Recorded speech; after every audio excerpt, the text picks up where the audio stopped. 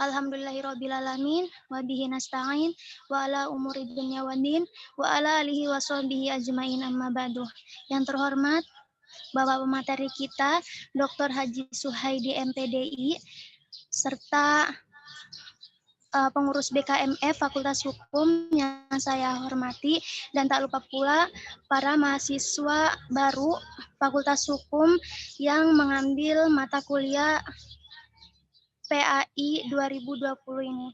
Baiklah, pertama-tama marilah kita panjatkan puji syukur kepada Allah Subhanahu wa taala yang telah memberikan kita kesehatan jasmani dan rohani sehingga kita bisa dipertemukan dalam acara kajian online 2 ini dengan tema sholat. Semoga selalu dalam lindungan Allah Subhanahu wa taala.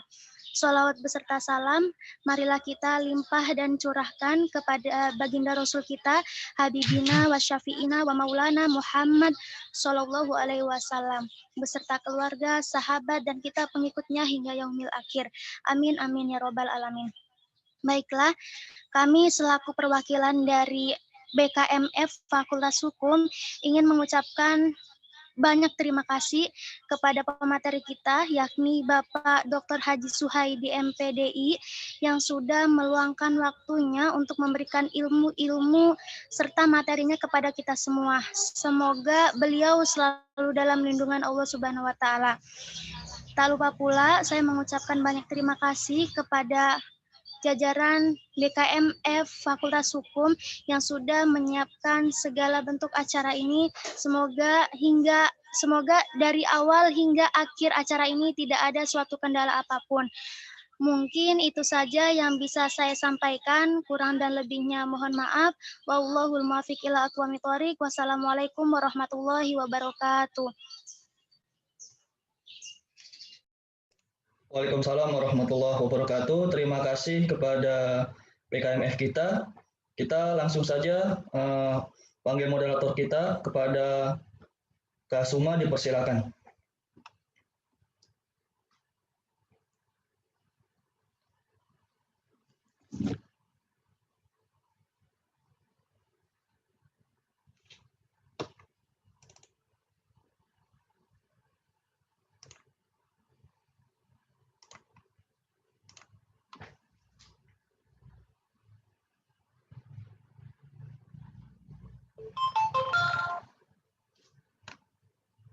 Ya, baik. Assalamualaikum warahmatullahi wabarakatuh. Waalaikumsalam warahmatullahi wabarakatuh. Alhamdulillahirabbil alamin. Pada kesempatan kali ini kita semuanya masih diberikan kesehatan oleh Allah Subhanahu wa taala sehingga kita masih bisa melaksanakan aktivitas kita tentunya dalam kegiatan belajar mengajar. Nah, dalam hal ini kita bisa dipertemukan dalam acara yaitu kajian 2 yang diadakan oleh LSP, yang mana ini tuh merupakan suatu kewajiban untuk dihadiri oleh mahasiswa-mahasiswa yang mengambil mata kuliah PAI. Baik, saya di sini sebagai moderator akan memandu acara. Sebelumnya kami sampaikan terima kasih kepada MC yang telah memberikan waktunya. Nah, di sini kita sudah ada pemateri kita yaitu Dr. Haji Suhaidi MPDI. Mari kita sapa dulu. Assalamualaikum Bapak. Mungkin di-mute ya. Baik, untuk mempersingkat waktu. Nah, PPT-nya udah siap belum? Sehat ya Pak, sehat ya. Ya, alhamdulillah ya. PPT-nya udah disiapkan belum? Sudah, Bapak. Udah saya kirim. Udah kan? Sudah Pak, sudah disiapin. Sudah Pak, sudah. Iya, PPT-nya udah siapkan ya. Boleh dimulai. Baik, sebelum ke belum Pak, nanti ya Pak. Ya, oke.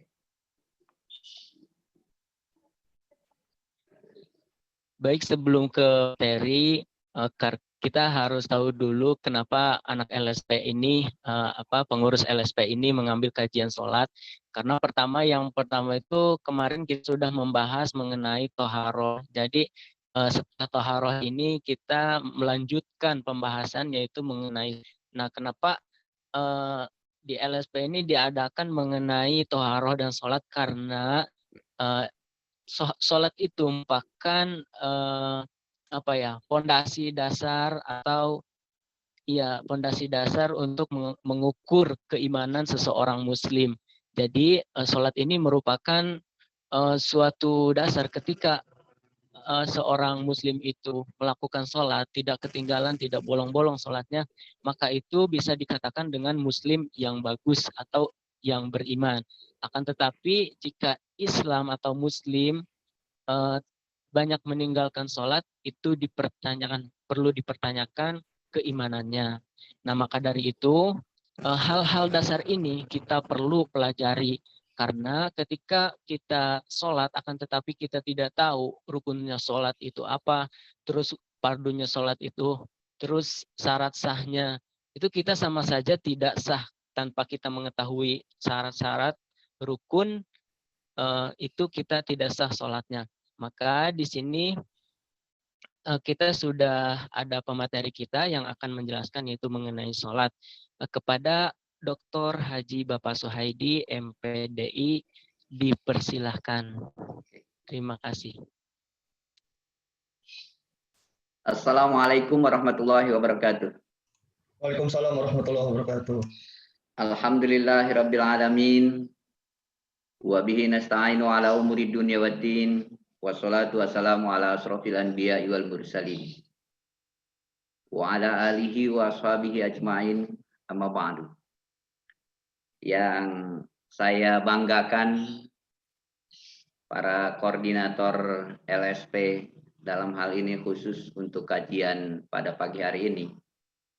Dan saya banggakan pula yaitu moderator ya. Luar biasa moderatornya, PC-nya tinggi sekali itu ya. Jadi kita akan, yang pertama saya ucapkan puji syukur kehadirat Allah Subhanahu wa taala bahwa pagi hari ini kalian anak muda yang sangat antusias tentang kajian-kajian keagamaan. Oleh karena itu mudah-mudahan kalian sebagai mahasiswa selalu dibimbing oleh Allah Subhanahu wa taala. Poinnya adalah bahwa kesuksesan manusia adalah tidak satu-satunya ditentukan oleh kemampuan kecerdasan otak. Melainkan kesuksesan itu adalah ditentukan oleh sejauh mana dia komitmen untuk mengamalkan ajaran-ajaran Allah Subhanahu wa taala. Yang terhimpun di dalam dua pokok, yaitu rukun iman dan rukun Islam. Hari ini dan pagi hari ini kita akan membahas tentang yang berkaitan dengan pokok-pokok Islam, yaitu yang tertuang dalam rukun Islam. Rukun Islam itu ada 5. Yang pertama adalah syahadat. Asyhadu an la ilaha illallah wa asyhadu anna Muhammadar Rasulullah. Ini artinya apa? Bahwa seolah-olah kita komitmen dan transaksi kepada Allah Subhanahu wa taala bahwa tiada satu pun yang harus kita sembah dan kita ibadahi. Dan tidak ada satu pertolongan yang bisa menolong kita, melepaskan kita dari kesulitan kecuali Allah Subhanahu wa taala. Kemudian dari komitmen kita itu bahwa kita harus yakin dan seolah-olah kita transaksi kepada Allah Subhanahu wa taala bahwa kita akan melakukan segala perintah Allah dengan asyhadu alla ilaha illallah itu, bahwa kita akan melaksanakan perintah Allah dari sekecil apapun sampai kepada yang seberat apapun. Kemudian yang kedua, komitmen kita adalah melaksanakan segala perintah asyhadu anna Muhammadar Rasulullah. Tiada satu utusan pun kecuali Muhammad Sallallahu Alaihi Wasallam itu adalah utusan Allah, Rasulullah yang membawa risalah kepada kita. Konsekuensinya setelah kita menyatakan komitmen kita dalam syahadat itu, Artinya kita harus melaksanakan segala perintah sekecil apapun dan seberat apapun. Tapi ingat bahwa perintah Allah Subhanahu wa taala itu akan kembali kepada kita semua hikmahnya. Yang kedua adalah komitmen kita tentang rukun Islam itu adalah tentang perintah sholat, melaksanakan sholat. Sholat itu, nah, sambil minum ya, luar biasa. Sholat itu adalah merupakan struktur dari rukun Islam. Apabila tidak dilaksanakan, maka struktur rukun Islamnya itu adalah runtuh. Oleh karena itu, ada pernyataan Rasulullah, barang siapa mendirikan sholat, sama saja dia mendirikan agama. Dan barang siapa yang tidak melaksanakan sholat, mendirikan sholat, berarti dia menghancurkan agama. Anak-anakku sekalian, bahwa perintah sholat adalah perintah yang sangat pokok. Tidak boleh seseorang meninggalkan sholat apabila dia telah balik, telah akil balik. Karena indikasi pembeda antara orang kafir dengan orang muslim itu ditentukan dalam sholat. Sholat adalah ibadah pokok. Sholat adalah ibadah pokok. Bahkan nanti ketika kita kembali kepada Allah Subhanahu wa taala, indikasi amal yang paling diperhitungkan itu adalah sholat. Kalau sholatnya baik, maka amal yang lainnya adalah baik. Kemudian apabila sholatnya jelek, maka amal yang lainnya tidak diperhitungkan oleh Allah Subhanahu wa taala. Oleh karena itu sholat itu langsung perintahnya dari Allah Subhanahu wa taala kepada Nabi Muhammad SAW. Berhadapan Nabi Muhammad dengan Allah Subhanahu wa taala melalui Isra Mi'raj. Isra artinya perjalanan dari Masjidil Haram ke Masjidil Aqsa. Sedangkan Mi'raj artinya naiknya Nabi Muhammad SAW dari Masjidil Aqsa ke Sidratul Muntaha. Untuk apa? Untuk menemui Allah Subhanahu wa taala. Oleh-olehnya apa pertemuan Allah dengan Nabi Muhammad SAW adalah perintah sholat. Begitu pentingnya anak-anakku, sholat itu adalah, maka Allah Subhanahu wa taala seolah-olah ingin bertemu dengan Nabi Muhammad SAW untuk menyampaikan langsung perintah sholat itu melalui Isra Mi'raj. Kapan itu Isra Mi'raj? Isra Mi'raj itu dilakukan oleh Nabi Muhammad SAW 1,5 tahun sebelum hijrah ke Madinah. Waktunya berapa lama? Waktunya hanya 1 malam di tanggal 27 Rajab. Oleh karena itu, next, PPT-nya, next. Moderator mana? Oleh karena itu tanggapan tentang Isra Mi'raj itu ada 3 tanggapan. Yang pertama, tidak percaya sama sekali. Yang kedua, percaya sebahagian. Yang ketiga, percaya sepenuhnya. Yang pertama adalah tidak percaya sama sekali bahwa ketika Nabi Muhammad SAW mengumumkan perjalanan Isra Mi'rajnya, Isra dari Masjidil Haram ke Masjidil Aqsa, dari Masjidil Aqsa kemudian naik ke Sidratul Muntaha untuk menerima perintah sholat. Pada saat itu bahwa kaum yang ada di Mekah itu mengatakan Nabi Muhammad SAW sudah kerasukan, sudah gila. Mana mungkin katanya. Dari Makkah sampai ke Sidratul Muntaha hanya ditempuh 1 malam saja. Tidak percaya sama sekali. Tetapi ada sebahagian yang percaya. Sebahagian saja. Ada yang mengatakan bahwa Muhammad mungkin saja karena dia adalah utus pilihan Allah. Tetapi ada yang sebahagian percaya sepenuhnya. Sampai ada yang mengatakan, sahabat itu mengatakan begini. Apapun yang dikabarkan oleh Muhammad, saya percaya 100%. Kenapa? Karena Islam itu sudah komitmen dari awal. Rukun Islam itu asyhadu an la ilaha illallah wa asyhadu anna Muhammad Rasulullah. Semua perintah, semua berita yang disampaikan oleh Nabi Muhammad, sejelek apapun kedengarannya, maka mereka akan percaya. Termasuk kita. Kita harus percaya kepada Nabi Muhammad SAW.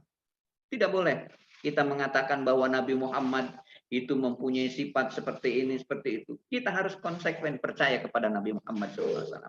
Oke, next. Moderator. Oke. Pengertian sholat. Secara etimologi, sholat itu adalah doa. Sholat itu adalah doa.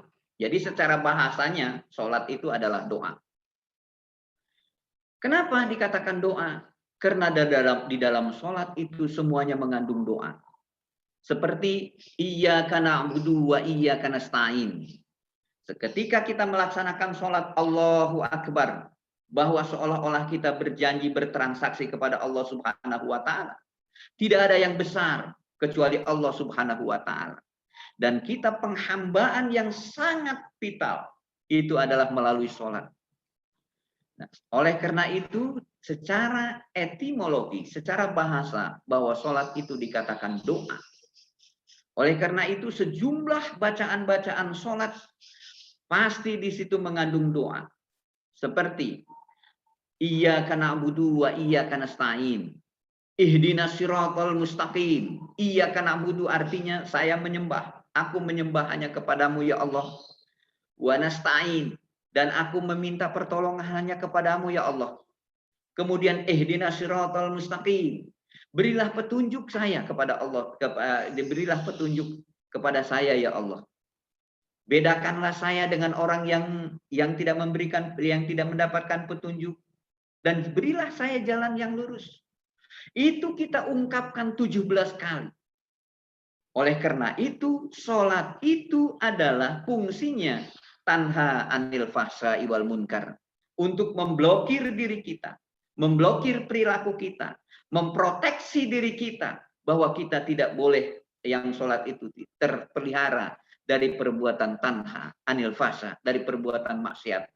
Jadi oleh karena itu, bagi manusia, bagi siapapun, bagi kalian mahasiswa yang melakukan sholat dengan konsep, dengan komitmen, dengan khusyuk, insya Allah akan terpelihara perilakunya dari perbuatan maksiat. Itu menurut bahasa. Tetapi menurut istilah sholat itu diartikan oleh fikih adalah aqwalun wa af'alun. Aqwalun itu adalah ungkapan, beberapa kata-kata. Wa aqwalun, ungkapan. Wa af'alun, dan beberapa perbuatan. Perbuatan dalam sholat itu seperti mengangkat tangan, kemudian dia ruku, kemudian sujud, itu adalah termasuk perbuatan. Perbuatan yang bagaimana? Muftatahatun, perbuatan yang diawali dengan takbir, Allahu Akbar, seolah-olah kita komitmen untuk melaksanakan segala perintah dari Allah Subhanahu wa Ta'ala, dan seolah-olah kita berjanji kepada Allah Subhanahu wa Ta'ala bahwa tidak ada lagi yang bisa dimintai pertolongan kecuali Allah Subhanahu wa Ta'ala. Itu diawali dengan takbir, wa muhtatamatun bitaslim, yaitu diakhiri dengan salam. Assalamualaikum warahmatullahi wabarakatuh. Assalamualaikum warahmatullahi wabarakatuh. Hikmah dari salam itu artinya apa? Setelah kita khusyuk menghadap Allah Subhanahu wa Ta'ala dengan takbir, Allahu Akbar, kemudian kita menoleh ke kiri, menoleh ke kanan, dan menoleh ke kiri. Artinya apa? Di sebelah kiri kita itu ada siapa? Di sebelah kanan kita itu ada siapa? Artinya apa? Bahwa orang yang sholat selalu peka terhadap sosial. Harus peka terhadap sosial kita. Harus peka terhadap orang-orang di sekitar kita. Berikutnya, adapun secara hakikatnya ialah berhadapan hati jiwa kepada Allah. Secara artinya berhadapan kepada Allah, rasa takut kepada Allah, rasa cinta kepada Allah. Pada saat itulah kita bermunajat kepada Allah Subhanahu wa Ta'ala. Next.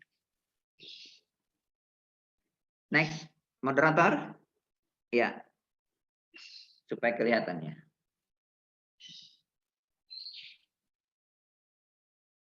Nah, ini komitmen-komitmen kita dalam melaksanakan sholat itu, anak-anakku sekalian, ya.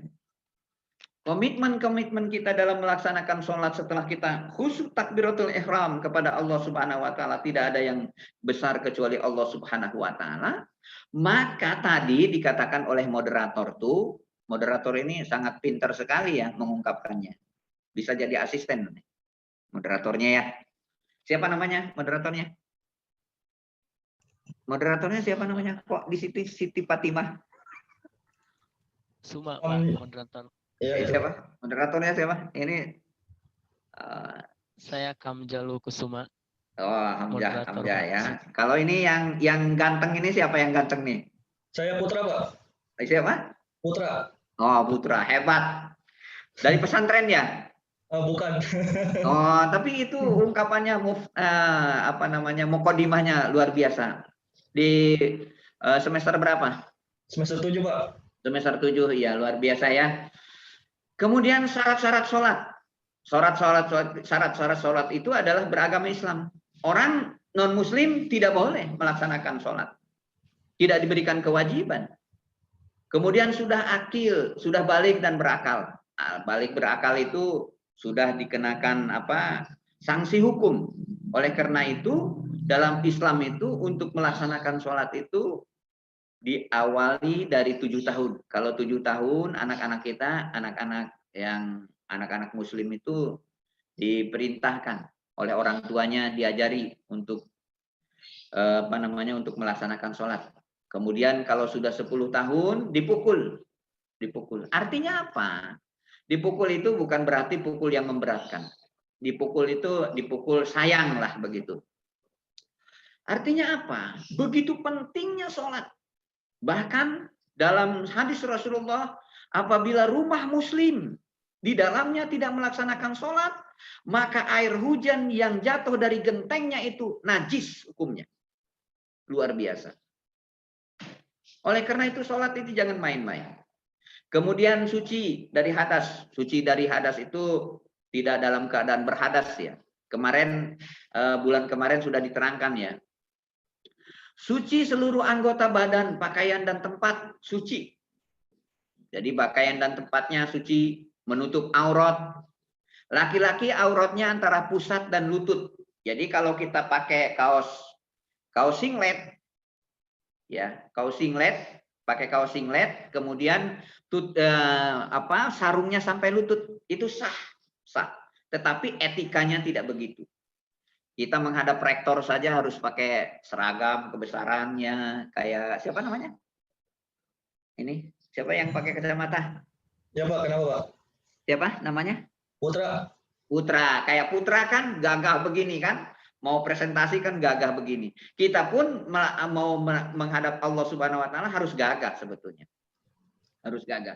Tetapi untuk syarat sahnya sholat itu, tutup aurat itu dari pusat sampai lutut. Boleh.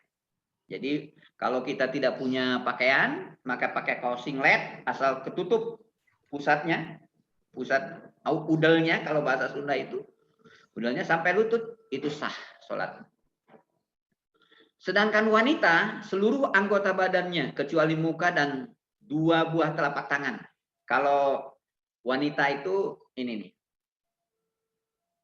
Nah, itu boleh terbuka, kemudian wajahnya. Kemudian syaratnya masuk waktu yang telah ditentukan untuk masing-masing sholat. Jadi waktu itu, waktu merupakan syarat.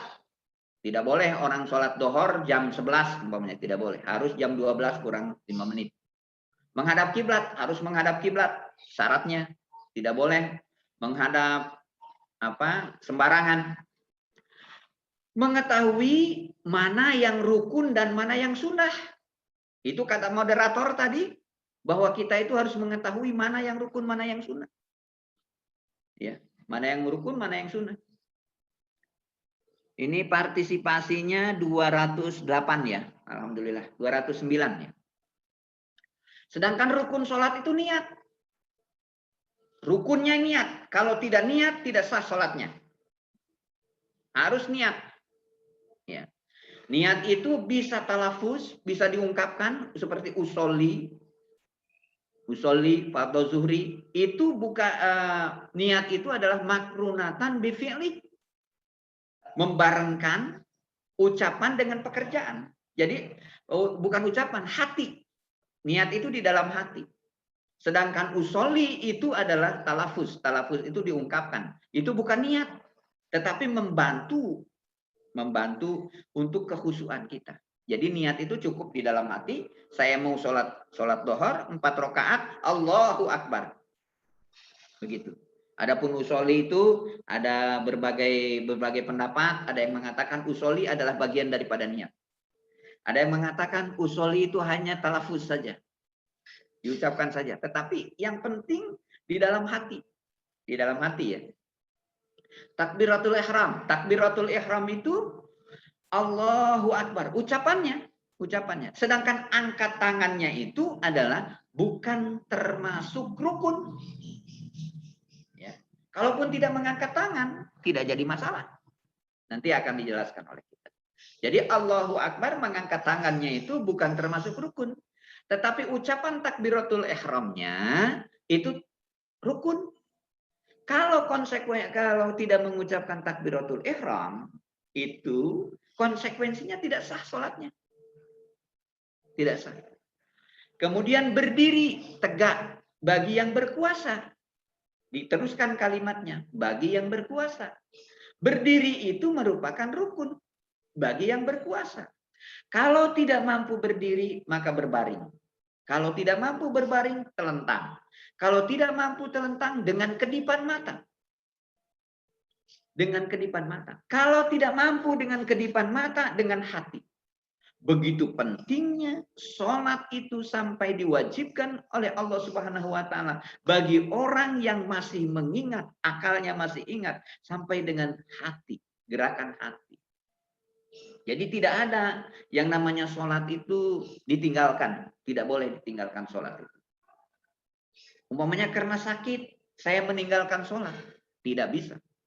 Jadi dengan gerakan hati pun itu adalah kewajiban kita. Ruku. Rukunya itu kalau kita Kalau kita menempelkan papan di punggung kita begini, itu tidak jatuh. Jadi rukunya jangan begini. Tetapi lurus, punggung kita lurus. Apabila kita menempelkan papan di punggung kita, maka tidak jatuh. Itu rukun.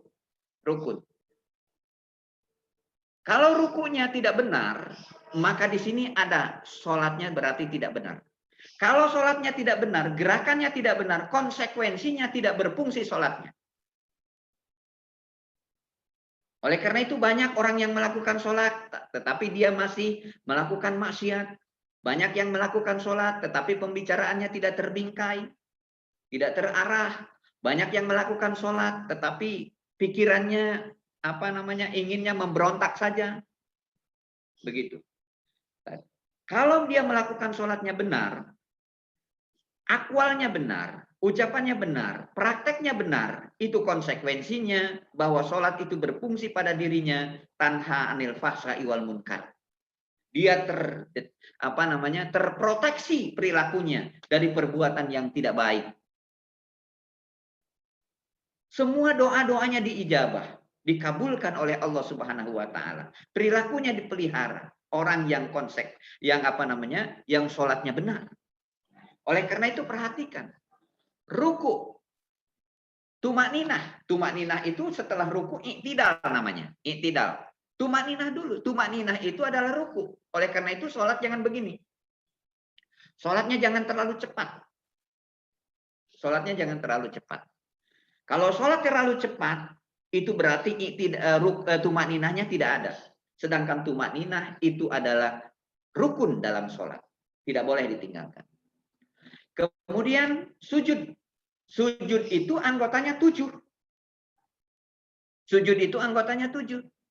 Saat dahi nempel, dahinya nempel ke tempat sujud, kemudian hidung, kemudian 2 telapak tangan, kemudian 2 lutut, kemudian 2 ibu jari kaki. Ibu jari kaki itu nempel di tempat sujud. Oleh karena itu, ibu jarinya harus begini. Kelihatan nggak ini? Nih, gini nih, ibu jarinya. Ibu jari kakinya. Jangan dilengkokkan, jangan dibengkokkan. Kalau dibengkokkan, diluruskan, berarti sujudnya tidak sah. Duduk di antara dua sujud dengan tumaninah. Duduk tasahud akhir. Tasahud akhir itu tahiyat akhir. Membaca tasahud akhir. Tasahud akhir itu at-tahiyat. Dan seterusnya, dan seterusnya. Membaca sholawat kepada Nabi. Ada kan? Membaca salam yang pertama. Salam yang pertama adalah rukun dalam sholat. Ya. Oke, next. Salam yang pertama itu adalah rukun dalam sholat. Teruskan. Moderator. Yang membatalkan sholat. Sholat itu batal, tidak sah, apabila salah satu syarat rukunnya tidak dilaksanakan atau ditinggalkan dengan sengaja. Kalau dengan sengaja, salah satu rukunnya ditinggalkan, itu berarti tidak sah sholatnya. Kalau tidak sengaja, tidak menjadi tidak sah. Ya. Mohon maaf. Gitu ya. Kemudian yang kedua, dan sholat itu batal dengan hal-hal yang seperti tersebut di bawah ini. Berhadas, bernajis. Umpamanya kita sedang sholat, tiba-tiba sedang dalam pertengahan sholat ada cicak mengotori kita. Ada cicak jatuh kotorannya ke badan kita. Itu jangan diteruskan. Karena itu berhadas namanya. Kena ketempelan najis. Terkena najis yang tidak termaafkan. Berkata-kata dengan sengaja walaupun dengan satu huruf yang memberikan pengertian. Kalau berkata-kata dengan sengaja yang memberikan pengertian, artinya apa? Kata-katanya satu huruf tetapi ada maknanya. Itu batal sholatnya.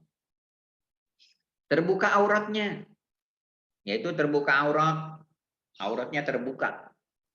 Ketika kita sholat, umpamanya di tempat terbuka, ketiup angin, sampai auratnya kita itu terbuka. Mana aurat ketika sholat? Aurat ketika sholat itu adalah kalau perempuan kelihatan rambutnya, itu batal sholatnya. Kemudian kalau perempuan kelihatan mata kakinya, itu batal sholatnya. Kalau laki-laki terlihat lututnya, itu batal sholat. Terbuka aurat. Yang berikutnya mengubah niat. Misalnya ingin memutuskan sholat. Nah ini mahasiswa umpamanya. Ini mau kuliah jam sekian. Umpamanya jam 12 lewat mau kuliah. Tetapi sholat dohor dulu. Di dalam perjalanan sholat ada yang ngasih tahu. Itu kuliah sudah dimulai. Dia di dalam hatinya, apakah saya putuskan sholat saya ini, atau saya kuliah, atau saya meneruskan sholat. Itu tidak boleh. Berarti merubah niat.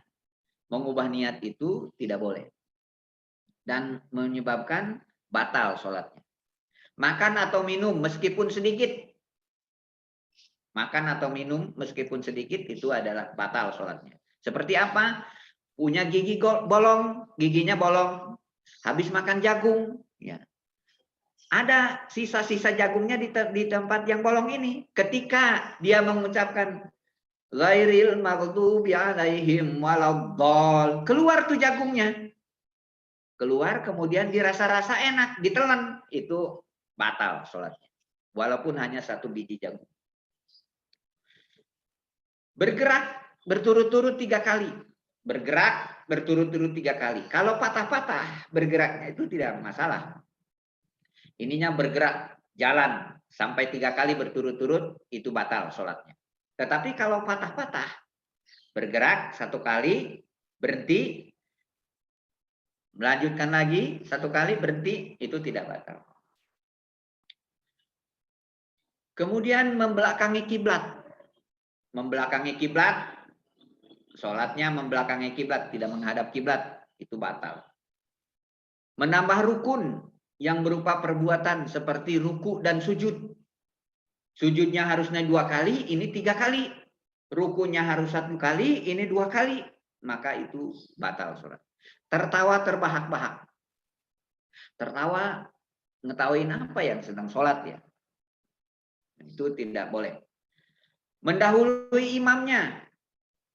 Mendahului imamnya 2 rukun. Jadi imam belum ruku, dia sudah ruku. Kalau berjamaah. Imam belum i'tidal, dia sudah i'tidal. Ruku dan i'tidal itu adalah rukun dalam sholat. Didahului oleh makmum. Imam belum ruku, dia sudah ruku. Imam belum i'tidal, dia sudah i'tidal. Itu berarti 2 rukun. Maka itu batal sholat. Murtad, keluar dari Islam. Ya, kalau murtad ya jelas batal ya sholatnya ya. Ada sunnah dalam melakukan sholat. Sunnah melakukan sholat. Sunnah dalam melakukan sholat, waktu mengerjakan sholat itu ada 2 sunnah yang disebut dengan sunnah. Ada yang disebut dengan sunnah ab'ad, ada dengan sunnah hayat. Bagaimana konsekuensinya dengan sunnah ab'ad? Sunnah ab'ad ini bila ditinggalkan, sunnah ab'ad ini bila ditinggalkan maka dia diganti dengan sujud sahwi. Mana saja sholat sunnah ab'ad ini? Yang pertama adalah tasyahud awal. Membaca tasyahud awal. Membaca tasyahud awal dia tidak membaca, maka diganti dengan sujud sahwi. Itu namanya sunnah ab'ad. Membaca sholawat pada tasyahud awal, membaca sholawat atas keluarga Nabi pada tasyahud akhir, membaca kunut pada sholat subuh dan sholat witir dalam pertengahan bulan Ramadan sehingga akhir bulan Ramadan. Itu sunnah ab'ad. Pertanyaannya, bagaimana kalau dia meyakini bahwa kunut dalam sholat subuh itu tidak ada? Tidak jadi masalah. Jangan dipermasalahkan. Menurut Imam Syafi'i bahwa sunnah ab'ad itu adalah sunnah apabila ditinggalkan dia harus diganti dengan sujud sahwi. Di antaranya adalah doa kunut pada subuh. Tapi kalau yang tidak melaksanakan doa kunut, saya tidak meyakini bahwa doa kunut itu merupakan bagian daripada sholat subuh. Tidak masalah. Tidak usah memperuncing persoalan. Karena itu adalah furu'iyah namanya. Kalau furu'iyah itu harus kita tafsirkan, harus kita pahami dengan bijak. Tidak boleh meruncingkan persoalan-persoalan yang berkaitan dengan ikhtilaf. Ya. Oke, next.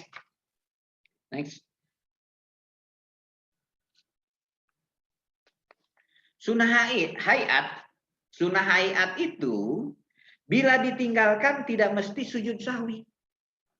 Walaupun ditinggalkan sunat hayat itu tidak mesti ditambal dengan sujud sahwi. Mana contohnya? Mengangkat kedua belah tangan ketika takbiratul ihram. Ketika akan ruku dan ketika berdiri dari ruku seperti Allahu Akbar. Tidak ngangkat tangan, tidak masalah. Karena itu termasuknya rukun sunnah hayat. Apabila tidak mengangkat tangan, tidak mesti ditambal dengan sujud sahwi. Kemudian ngangkat tangan lagi ketika mau ruku. Angkat tangan lagi ketika i'tidal, bangun dari ruku. Itu tidak mesti ditambah dengan sujud sahwi. Meletakkan telapak tangan. Yang kanan di atas pergelangan yang kiri. Seperti ini. Seperti begini. Atau kita mau lurus saja. Tidak apa-apa. Ya. Ada yang begini. Allahu Akbar begini sholatnya. Ini. Kelihatan nggak ini moderator? Nah, gini nih. Tidak apa-apa. Ada yang begini, ada yang miring begini, nggak apa-apa. Itu karena termasuk sunnah hayat. Membaca doa iftitah sehabis takbiratul ihram. Kalaupun tidak membaca doa iftitah, tidak mesti ditambah dengan sujud sahwi. Membaca amin, membaca Fatihah. Membaca amin sesudah membaca Fatihah. Ihdinas siratal mustaqim siratal ladzina an'amta 'alaihim ghairil maghdubi 'alaihim waladdallin. Amin. Itu namanya sunnah hayat. Bagaimana kalau tidak mengucapkan amin? Tidak mesti sujud sahwi. Bagaimana kalau ditinggalkan Fatihahnya? Fatihah itu termasuk rukun, tidak sah sholat. Membaca surah Al-Qur'an pada 2 rakaat permulaan, membaca ayat setelah Allahu Akbar, kemudian itu iftitahnya termasuk sunnah hayat, tidak dikerjakan juga tidak menyebabkan dia sujud sahwi, kemudian langsung baca Fatihah, Fatihah itu rukun, kemudian membaca ayat Al-Quran. Apa saja itu ayat Al-Qurannya yang kita hafal? Apakah Al-Ikhlas, apakah Al-Insyirah, Al-Nasrah, ya? Itu silahkan dibaca. Tetapi kalau tidak membaca ayat Al-Quran, karena itu termasuk sunnah hayat, maka tidak mesti ditambah dengan sujud sahwi. Kemudian mengeraskan bacaan Fatihah dan surat pada rakaat pertama dan kedua pada sholat maghrib, isya dan subuh selain makmum. Jadi mau dibaca keras atau tidak itu karena termasuk sunnah hayat. Membaca takbir ketika gerakan naik turun, gerakan takbir intikal namanya. Intikal itu pindah rukun dari satu rukun ke rukun yang lain, dari ruku ke i'tidal, dari i'tidal ke sujud ada takbir. Ruku, habis ruku, i'tidal, Allahu Akbar, kemudian sujud, itu namanya takbir intikal. Takbir intikal itu sujud, Allahu Akbar, sujud, kemudian duduk di antara 2 sujud, Allahu Akbar, itu takbir-takbir semacam itu adalah termasuk sunnah hayat. Membaca tasbih ketika ruku dan sujud, Subhana rabbiyal azim wa bihamdi. Ketika ruku, Subhana rabbiyal a'la wa bihamdi, itu termasuk sunnah hayat. Membaca Sami Allahu liman hamidah ketika i'tidal, Sami Allahu liman hamidah, itu juga termasuk sunnah hayat. Meletakkan telapak tangan di atas paha waktu duduk tasyahud, itu juga sunnah hayat. Duduk iftirosh itu adalah duduk yang pantatnya menyentuh lantai, kemudian kakinya karena kita ini online sulit ya, kalau tatap muka bisa dipraktekkan. Berarti dijatuhkan pantatnya ke tempat sujud. Jadi pantatnya di tempat sujud, kemudian kakinya dimasukkan, kaki kanannya dimasukkan ke bawah kaki kiri. Ya, jangan seperti nongkrong seperti anjing kencing, jangan. Itu namanya ada duduk tawaru. Duduk tawaru itu adalah pantatnya di atas dampal kaki, ya. Duduk tawaru di atas dampal kaki dampal kaki kiri, ya. Itu tasyahud awal, namanya duduknya duduk tawaru. Kalau tasyahud akhir itu namanya duduknya duduk iftirosh. Duduk iftirosh. Iftirosh itu sila. Sila itu berarti pantatnya menyentuh kepada lantai. Duduk iftirosh, duduk tawaru, bersimpuh pada waktu duduk tasyahud akhir, ya. Membaca salam yang kedua. Ya. Tawaru, iftirosh dalam semua duduk sholat, ya. Kemudian memalingkan muka ke kanan dan ke kiri. Assalamualaikum warahmatullahi, itu juga sunnah hayat. Next. Mohon maaf ya, ini sayanya agak cepat aja ya, soalnya ada keperluan lagi ya. Iya Pak. Punten ya, jangan marah ya. Kalau orang sholat itu tidak pernah marah. Ya, makruh sholat. Orang yang sedang sholat itu dimakruhkan menaruh telapak tangan di dalam lengan bajunya, dimasukkan ke sini. Itu makruh hukumnya. Maunya dimasukkan ke bajunya. Kemudian ketika takbiratul ihram, ruku dan sujud, ya nggak boleh ya. Menutup mulutnya rapat-rapat. Menutup mulut itu makruh. Jadi sekarang itu banyak adik-adik yang pakai masker, sholatnya pakai masker. Ya, kan sekarang sedang pandemi. Pakai masker ditutup, itu makruh itu sebetulnya. Jadi kita berhadapan dengan Allah, ya Allah, Allahu Akbar, berarti semua konsekuensi yang akan kita terima itu dilindungi oleh Allah. Maka menutup masker, menutup muka dengan masker itu makruh. Menutup mulut, hidung dengan mulutnya ditutup pakai masker. Banyak kan di masjid-masjid itu pakai masker gitu ya. Itu kalau sedang sholat dibuka saja. Dibuka saja. Itu makruh.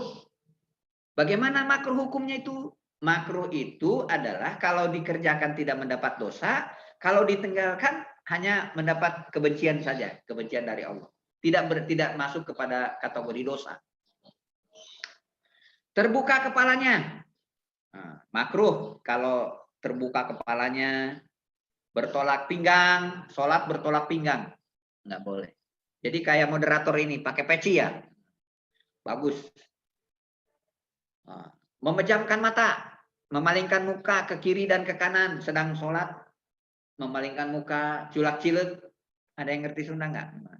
Culak-cilik, malingkan muka ke kiri dan ke kanan, itu makruh. Memejamkan mata, matanya dipejamkan, harusnya dipelototkan mata itu ke tempat sujud.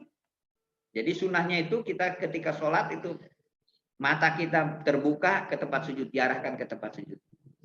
Menengadah ke langit itu juga makruh. Menahan hadas, ingin kentut umpamanya ditahan-tahan sampai keringatan, itu makruh. Beludah makruh. Mengerjakan sholat di atas kuburan, melakukan hal-hal yang mengurangi kekhusyuan sholat, gitu ya. Makruh ini hukumnya apabila dikerjakan tidak menyebabkan kita berdosa, tetapi hanya oleh Allah Subhanahu wa taala hanyalah kurang pas begitu etikanya. Mungkin ada hal-hal yang dilupakan dalam sholat, seperti lupa melaksanakan yang fardu, lupa melaksanakan sunnah abad, lupa yang melaksanakan sunnah hayat. Nah, apabila melaksanakan sholat yang fardu itu, umpamanya berselisih antara sholat duhur ini, apakah saya sholat ini baru 3 rakaat, apa sudah 4 rakaat, kan ragu kita ya. Maka yakini yang kurang, yang lebih kecil. Umpamanya kita ragu, dalam sholat duhur ini apa sudah 3, apa sudah 4. Jangan diyakini yang 4. Jangan diyakini yang 4, tetapi yakini yang 3. Oh, saya baru 3, berarti berdiri lagi. Nah, kemudian ditambal dengan sujud sahwi. Sujud sahwi. Sujud sahwi itu karena lupa. Karena lupa mengerjakan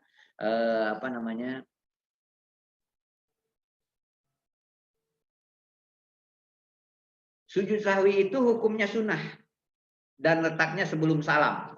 Jadi sebelum salam, setelah tahiyat, setelah membaca tasyahud akhir, kemudian sebelum salam dikerjakan sujud sahwi.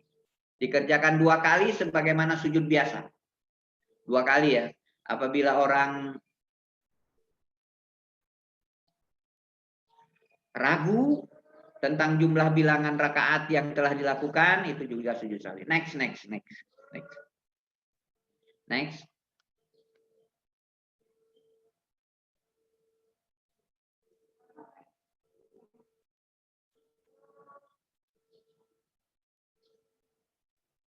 Schedule-nya sampai jam berapa ini? Sampai sebisa Bapak Ya. Sampai jam 8 mungkin, Pak. Jam 8. Oh, sampai jam 8 ya schedule-nya ya. Oke. Sholat fardu. Sholat fardu itu adalah sholat wajib ya. Udah tahu kita semua. Next. Berikutnya. Nah, ini nih. Beberapa pelajaran tentang kewajiban sholat.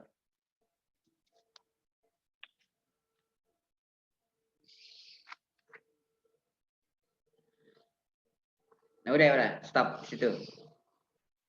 Sholat sunnah itu adalah ada sholat sunnah rawatib. Sholat sunnah rawatib itu adalah sholat yang mengiringi sholat fardu. Sholat sunnah rawatib itu 2 rakaat. Waktunya sebelum subuh 2 rakaat. Rawatib ya. Sebelum subuh 2 rakaat. Kemudian sebelum duhur 2 rakaat. Setelah duhur 2 rakaat. sebelum asar 2 rakaat, setelah maghrib 2 rakaat, dan setelah isya 2 rakaat. Gitu, itu namanya rawatib. Sholat sunnah syukrul wudu namanya. Ada sholat sunnah syukrul wudu ketika kita berwudu masih basah, jangan dilap itu. Wudu kita itu jangan dilap. Jadi tetesan-tetesan wudu, itu tetesan-tetesan wudu, itu ketika kita yakini bahwa tetesan-tetesan wudu itu jangan dilap, kemudian yang netes dari anggota wudu kita, itu adalah menjadi malaikat. Dan kita sunnah sholat 2 rakaat. Namanya sholat sunnah syukrul wudu. Ada juga sholat disebutnya dengan sholat sunnah wudu. Jadi wudu itu yang tertib juga. Tertib yang di dalam Al-Quran itu yang dibasuh 4. Yang pertama muka, yang kedua tangan, yang ketiga kepala. Bukan rambut, tapi kepala. Kalau rambut, kalau yang gundul berarti tidak mesti dibuka ya. Jadi kepalanya diusap, bukan dibasuh. Kalau diusap dengan air. Kemudian kalau kaki dibasuh sampai mata kakinya. Yakinkan anak-anakku sekalian, kadang-kadang kita wudhu itu banyak yang tidak menyentuh. Air itu tidak tembus kepada kulit kita. Jadi wudhu itu kalau tangan itu dari sini dengan ini sampai kepada sikunya, basah semuanya, basah semuanya. Kemudian usap ini, kemudian wajah itu dari semua ini yang tumbuh rambut sampai kepada leher, kepada jenggot kita, disela-selai jenggotnya ya. Harus basah kulit kita. Nah, karena itu adalah merupakan rukun dari sholat. Sholat duha itu dikerjakannya pada saat duha, jam 8, jam 9, jam 10. Kemudian tahiyatul masjid itu ketika kita masuk masjid sholat 2 rakaat.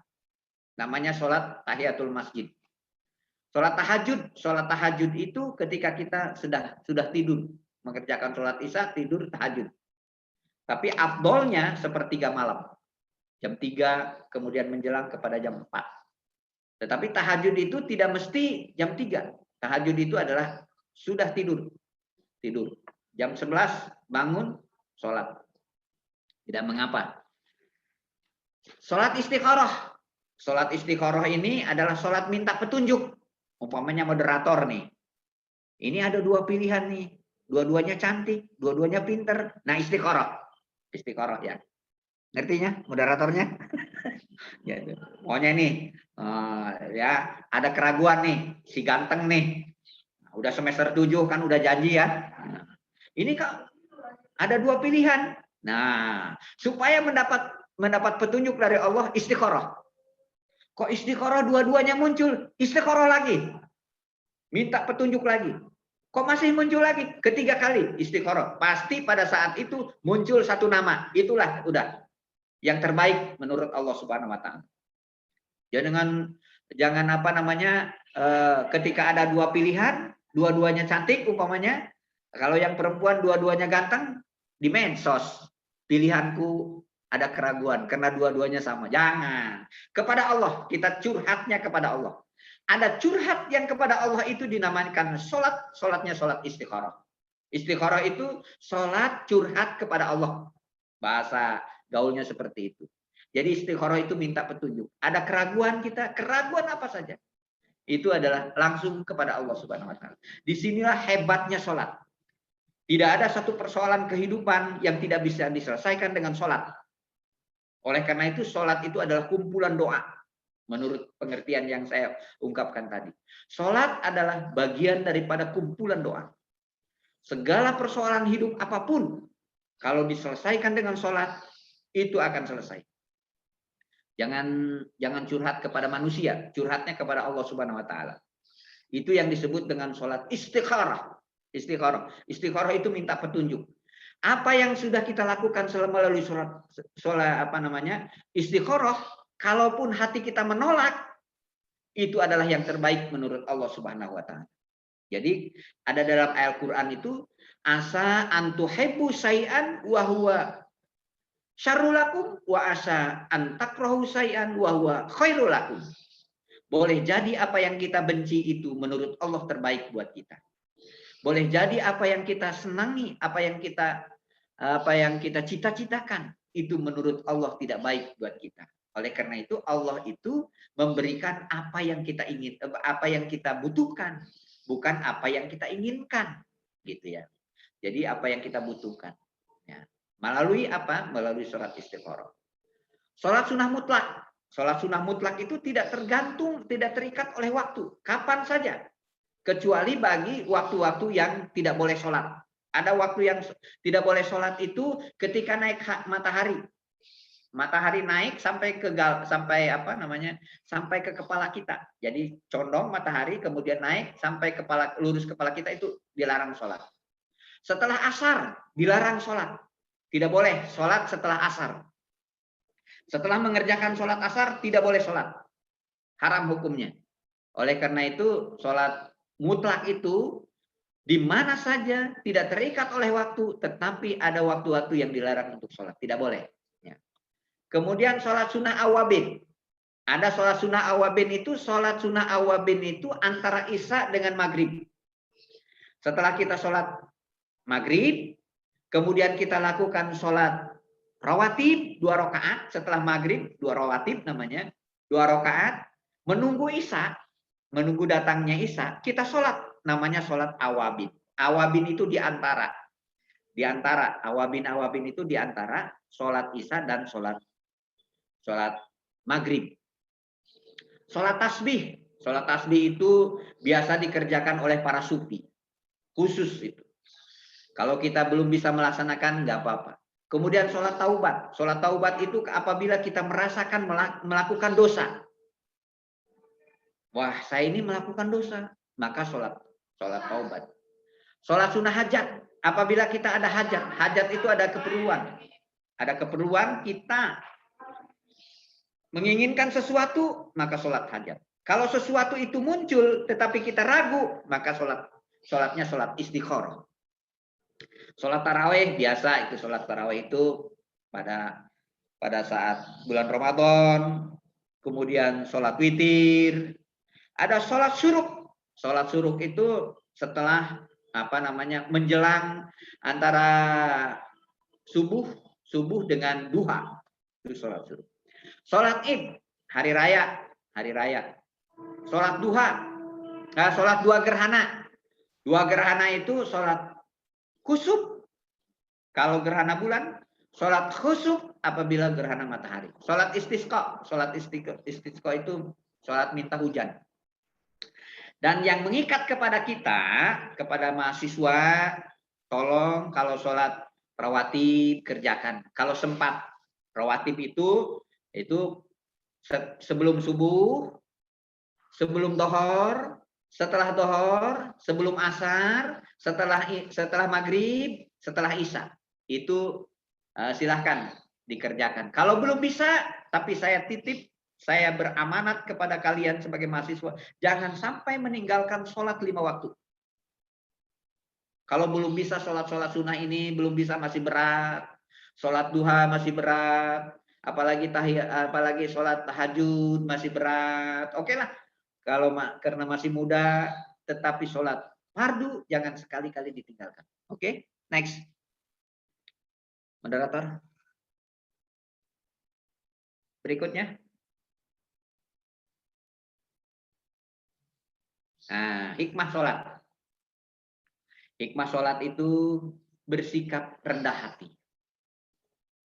Yang pertama itu rendah hati. Orang yang sholat kelihatan. Bukan karena ini ada cirinya. Asari sujud ini orang yang sholat itu katanya jidatnya ini hitam. Bukan begitu. Tapi kalaupun dia hitam ya nggak apa-apa. Tapi yang namanya sujud itu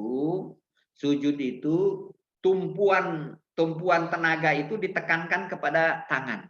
Oleh karena itu bukan kepada dahi. Kalau di dahinya yang ditekankan kepada tempat sujud, semua kumpul keberatan itu ditekankan di situ, maka nantinya ada cirinya di situ. Hitam. Jadi hikmah daripada sholat itu bersikap rendah hati. Bukan rendah diri, bukan minder. Orang yang sholat itu tidak minder kepada siapapun, tidak minder. Tetapi ketidakminderannya itu dibungkus dengan etika. Etikanya itu rendah hati, tidak ingin menang sendiri, gitu ya. Apalagi kalau kita sudah menerapkan sholat berjamaah itu kalau imam salah, makmumnya mengucapkan subhanallah, kata-katanya kata-katanya enak didengar, gitu kan, mengandung tasbih, gitu. Orang yang sholat itu kalau ingin berpendapat tidak harus anarkis, ya. Ingat itu moderator ya, jangan anarkis, kumpul-kumpul, bakar-bakar ban, anarkis, ya itu bukan sholat.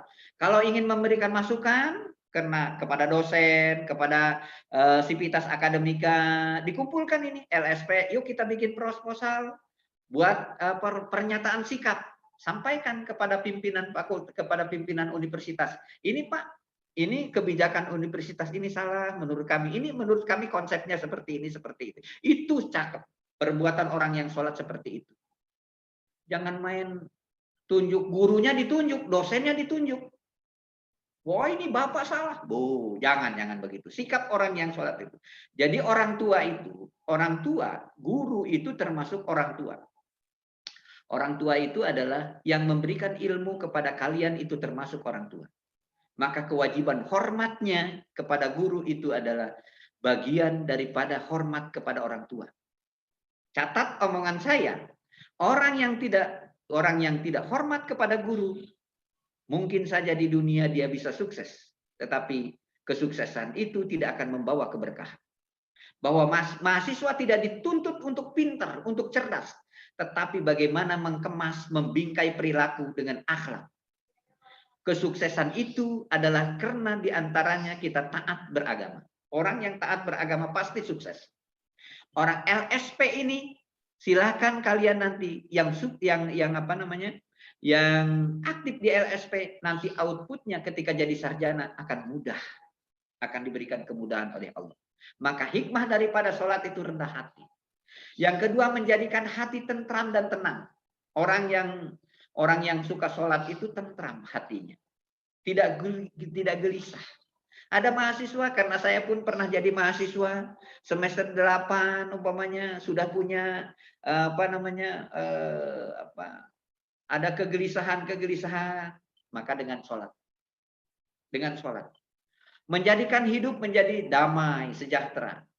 Agar senantiasa mengingat Allah, kita harus mengingat Allah. Mendekatkan diri kepada Allah, itu adalah hikmah. Bukan berarti kita itu bahwa orang yang sholat itu harus selalu zikir, di mana-mana zikir, di mana, enggak begitu juga. Tetapi perilaku kita, orang yang dekat dengan kita, orang yang melaksanakan sholat dengan benar itu, siapapun yang dekat kepada kita itu nyaman, ya. Berini, coba nyaman. Bergaul dengan ini yang pakai kacamata ya, si ganteng ya, nyaman, orang nyaman, peduli, empati, gitu orang sholat itu, gitu. Jadi disenangi dengan teman, disenangi oleh teman, itu orang yang sholat yang benar sholat. Tidak gersang. Kalau bergaul dengan moderator, kok gersang amat ya? Enggak begitu. Bukan berarti cirinya bahwa saya bergaul dengan moderator ini saya merasa adem karena pakai peci, enggak juga. Jadi perilaku sholat itu akan terbawa dengan perilaku kata-kata kita, perbuatan kita. Melatih untuk hidup tertib dan teratur. Jadi kita itu dalam sholat itu ada disiplin waktu. Jadi mahasiswa itu semester 3 umpamanya harus mengerjakan apa saja. Apalagi ini di fakultas hukum. Orang-orang hukum semuanya. Orang hukum itu erat kaitannya dengan kejujuran dan keadilan. Di mana saja kalian berada. Maka dari sekarang ditata, diperbaiki sholat. Diperbaiki dengan sholat. Sesuai dengan kemampuan. Karena agama itu mudah, Islam itu mudah, tidak mempersulit diri kita. Dan semua yang kita perbuatkan, yang kita lakukan berdasarkan aturan yang ada, itu akan kembali hikmahnya kepada kita. Bukan kepada orang lain, tetapi kembali hikmahnya kepada kita. Kita diberikan kemudahan. Next, moderator. Ya. Tujuan sholat. Untuk mengingat Allah sama saja itu ya. Iya. Next. Nah, udah sekian, terima kasih. Sekian, terima kasih. Oke. Nah, mohon maaf atas segala kekurangannya. Wallahul muwaffiq ila aqwamit thoriq. Wassalamualaikum warahmatullahi wabarakatuh. Ya, silakan. Waalaikumsalam warahmatullahi wabarakatuh. Terima kasih Bapak untuk materinya. Ini sangat luar biasa, sangat lengkap sekali mulai dari pengertian sholat dan sampai hikmah-hikmah sholat juga dibahas. Nah Bapak sebenarnya ini ada sesi tanya jawab Pak. Bapak bisa enggak gitu? Ya, tapi sebentar Ada saja. waktu enggak? Oh, sebentar saja. Atau 1-2 orang lah ya. Oke. Fleksibel aja. Oh Ya. iya. Nah, Nah, baik kepada teman-teman yang mau bertanya, silahkan diisi di tadi yang linknya udah dikirim. Nah, sambil menunggu Pak, saya mau bertanya dulu ya Pak. boleh. Tadi itu, maaf itu di dalam sunnah hayat itu, kan yang pertama itu ada mengangkat itu Bapak tidak memasukkan yang mengangkat tangan ketika sesudah melaksanakan tasyahud awal. Kan di situ harusnya ada Pak. Tasawuf awal. Oh iya. Sunnah hayat. Cerdas sekali ya. Hayat itu masuk. Oke, ditambahkan ya. Iya. Bagus. Nah, pertanyaannya gini Pak. Ah. Biasanya tuh sesudah melakukan sujud biasanya kan cuma tasawuf awal doang ya yang sunnah mengangkat. Nah, adapun ini di sini kebanyakan orang itu mengangkat tangannya aja tuh. Gimana itu hukumnya, Pak? Kenapa? Gitu. Ya, gimana? Ngangkat tangannya aja. Ya, jadi biasanya ngangkat tangan terus gitu.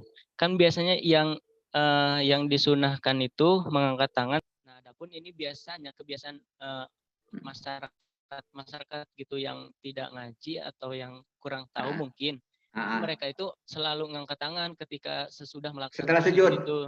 Oh, jangan. Udah, jangan. Tugas moderator itu menjelaskan ya. Jangan. Yang setelah sujud itu setelah tasyahud awal saja, jangan mengangkat tangan terus ya. Sunnah itu ya. Jangan. Sempurnakan. Oke. Iya, Pak. Nah, pinter juga nih, udah pinter ya. Semester berapa moderator? Semester 5, Pak. Semester 5. Punten semua sudah di. Iya Pak, ini udah ada pertanyaan ya Pak. Ya. Ini pertanyaan dari Ikhwan Fikri Khairul Anam kelas D. Pertanyaannya begini Pak, bagaimana cara mencapai khusyuk dalam sholat yang sempurna? Itu Pak. Pertanyaan yang kedua, apa lanjut ya Pak? Pertanyaan yang kedua ya Pak. Pertanyaan yang kedua, karena sekarang lagi corona, harus jaga jarak. Nah, kalau yang sholat di masjid itu gimana? Sedangkan sholat harus merapatkan gitu Pak. Yang pertanyaan kedua ini mungkin pertanyaan mengenai kesempurnaan sholat gitu ya Pak. Iya, terima kasih Pak. Oke, khusyuk ya. Pertanyaan yang pertama khusyuk dari siapa pertanyaannya? Dari Rifki ya. Dari siapa? Dari akhwat. Halo. Dengar suara saya? Dari Fikri, Pak. Dari Fikri. Oh, Fikri. Dengar suara saya enggak, Fikri? Ya, dengar, Pak. Iya. Khusyuk itu ya kita kalau hanya tidak mengingat sesuatu, khusyuk itu bukan berarti tidak mengingat sesuatu. Tetap aja kita ada ingatkan. Allahu Akbar, kadang-kadang kita ingat apa yang kita cari pulpen setelah sholat. Ingat tadinya kita cari pulpen ternyata tidak ada, kemudian setelah sholat kita di tengah-tengah sholat itu pulpen saya di meja. Ingat kan? Ingat pikiran kita. Khusyuk itu bukan berarti kita melupakan semuanya. Tetapi untuk mencapai kekhusyuan itu, pertama wudu kita harus benar. Kemudian waktu sholat kita harus masuk waktu. Sebelum sholat kita baca iqomat dulu. Setelah qomat kita baca dulu surat Falaq ke surat An-Nas. Kemudian berdoa dulu menghadap kepada Allah Subhanahu wa taala gitu ya. Kemudian kita hilangkan pikiran-pikiran dulu, pikiran-pikiran tentang di luar sholat gitu. Upaya-upaya itu adalah untuk mencapai kekhusyuan. Tetapi kalau kita hilang semuanya ingatan hanya kepada Allah, tidak bisa. Tidak bisa. Tetapi prakteknya, kaifiatnya, praktek daripada untuk mencapai kekhusyuan itu kita harus kita lakukan. Khusyuk, upaya-upaya kita mencapai kekhusyuan. Yang kedua adalah jarak. Memang betul dalam sholat itu rapatkan barisanmu. Merapatkan barisan. Punggung ini harus nempel, ini harus nempel. Kemudian kaki di bawah harus nempel dengannya. Tetapi sekarang sedang corona. Corona itu adalah suatu wabah. Wabah itu harus dalam kata Rasulullah, apabila ada wabah dalam satu negeri, maka kamu harus lari. Ad-daruratu tubihul mahdurah. Semua yang darurat itu bisa kita lakukan, kita hindarkan. Maka musim corona itu ya jaga jarak. Maka saya pun sebagai pegawai Kementerian Agama menginformasikan ke DKM. Pertama dulu waktu bulan Maret itu untuk tidak sholat berjamaah di masjid dulu, untuk menghindari wabah. Kemudian setelah itu boleh melaksanakan sholat berjamaah tetapi dengan protokol kesehatan. Protokol kesehatan itu jaga jarak, tidak usah salaman. Itu adalah dalam rangka menghindari wabah. Dan itu diperbolehkan. Jangan karena ini, kita kan menghadap Allah. Kita kan menghadap Allah. Corona itu apa sih? Kalau kata Allah tidak akan menyentuh kita, tidak mungkin. Itu kan tergantung kepada Allah. Betul pernyataan itu. Tetapi kita sebagai manusia perlu ikhtiar. Nabi pun ketika mau hijrah di perjalanan itu ada wabah, maka dia tidak jadi, menghindari. Jangan karena ini moderator ini pakai peci, ustad, ada ular tanah diinjak bagaimana Allah saja. Enggak begitu ya. Jangan begitu. Jangan begitu ya. Saya kira jaga jarak. Sekarang masjid-masjid silahkan di masjid itu lihat tidak pakai karpet sekarang.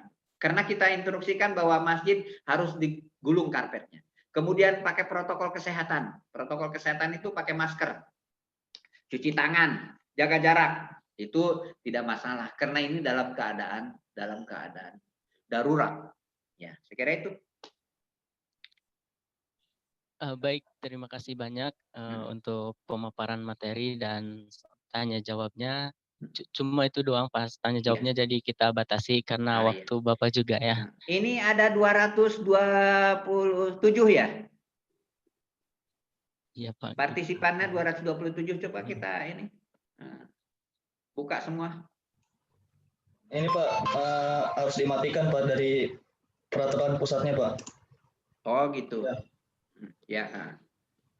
Oke, kita ketemu lagi di lain waktu. Saya amanatkan kepada kalian, jadilah kalian mahasiswa yang beretika, kemudian mahasiswa yang melaksanakan sholat, jangan tinggalkan sholat ya.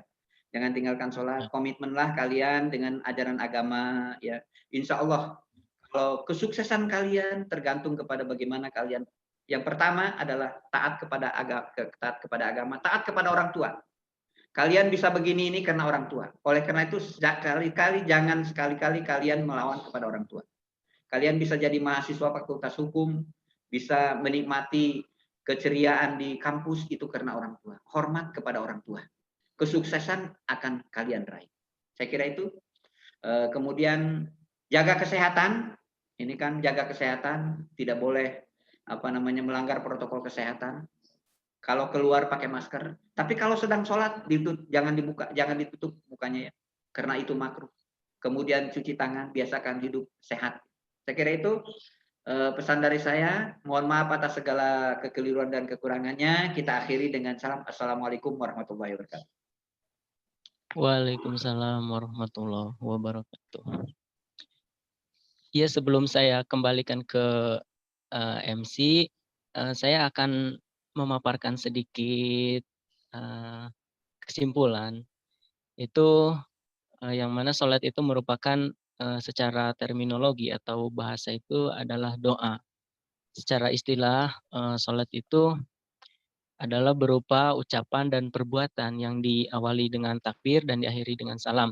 Nah, di sini juga dibahas mengenai syarat-syarat sholat, rukun-rukun sholat, terus yang membatalkan sholat, dan sunah-sunah, yaitu ada sunah abad, hayat, dan lain sebagainya. Ya, terima kasih. Mungkin itu saja dari saya sebagai moderator. Saya kembalikan ke MC. Terima kasih. Baik, terima kasih moderator dan juga terima kasih kepada Bapak yang telah menyempatkan waktunya yang di sela-sela kesibukan, Masya Allah ya, menyempatkan untuk mengisi materi dan berbagi ilmu kepada kita. Alhamdulillah telah selesai acara kita. Semoga apa yang kita peroleh dari kajian ini dapat bermanfaat dalam kehidupan kita. Terima kasih kepada pemateri kita. Sekali lagi, semoga yang disampaikan dapat bernilai pahala di sisi Allah Subhanahu Wa Taala. Amin ya Rabbal Alamin. Oke, mari kita tutup acara ini dengan mengucapkan hamdalah, alhamdulillah. Alhamdulillahirabbil alamin. Saya MC pamit undur diri dan jangan lupa kepada teman-teman mahasiswa untuk absen di kolom chat nanti. Sekian, wassalamualaikum warahmatullahi wabarakatuh. Waalaikumsalam warahmatullahi wabarakatuh. Ya Bapak, terima kasih Pak. Ya, mangga. Ya. Absennya bisa dikirim ke saya nggak? Oh iya Pak, nanti. Kirim ke WA saya ya absennya. Iya Pak. Iya. Oke.